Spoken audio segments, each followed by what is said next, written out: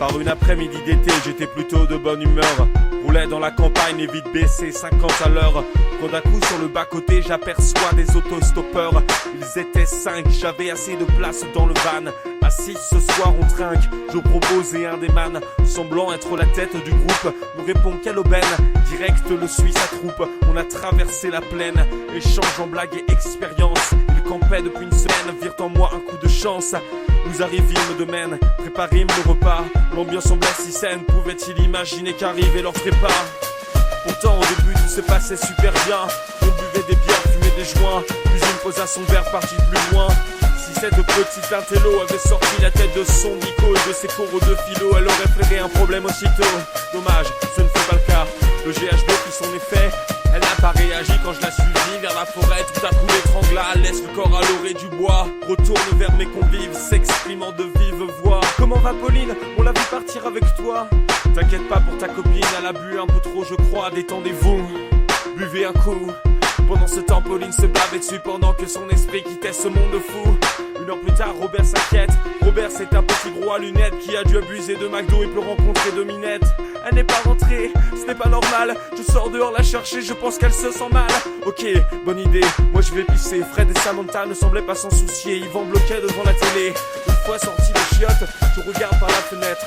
Robert chigale comme une flotte auprès de l'être qui n'est plus son ami, mais une pauvre elle est bien morte. Je sors, attrape une pelle, me tape et la transporte dans sa direction, en toute discrétion. Mais son intuition d'une seule impulsion le fait se retourner. Trop tard, l'outil s'est déjà encastré dans sa mâchoire. Il fait un gargouillis dégueulasse en appelant ses camarades. J'attrape alors un chlasse pour étouffer ses jérémiades.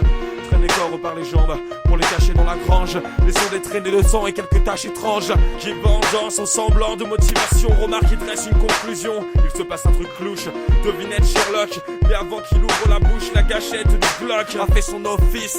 L'œil droit rentre dans l'orifice, ressort avec le cortex. Sa vie glisse avec tous ses complexes. Bon voyage mon vieux, bien le bonjour à tes dieux. Le tapage produit par le feu voit soudain sortir les amoureux qui n'avaient encore rien bité au jeu. Plutôt fatal que je jouais dans ma cour. Ils prirent un air pâle voyant Yvan avec sa cervelle autour.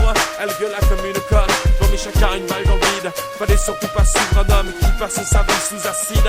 Attrape chaque personne, il les poissonne sur ses murs pour en faire des statues de cire. Ah, c'est le musée Grévin dans mon sous-sol.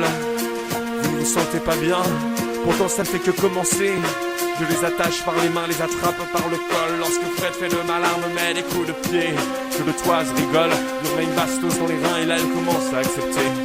Fataliste, Samantha semble triste. Quelque chose la turlupine, je lui propose de la cuire avec de la riste d'aubergine. Mais elle reste morose, ne sourit pas à ma pose. Moi je suis au bord de l'overdose, en totale osmose avec le moment présent. Je m'en vais les charcuter, ce sera si marrant. Extraire leur glande surinale. Je rêve d'un voyage astral, inspirant mon arabe abstrait. Appelle-moi Picasso, je redéfinis ton portrait. Mon opinel et mon pinceau, chaque sculpture est un succès. Il n'y a pas de morale à cette histoire de cinglés. Ils sont tombés dans ma toile, étaient d'avance condamnés. Fallait pas tomber sur Mulocor par une après-midi d'été.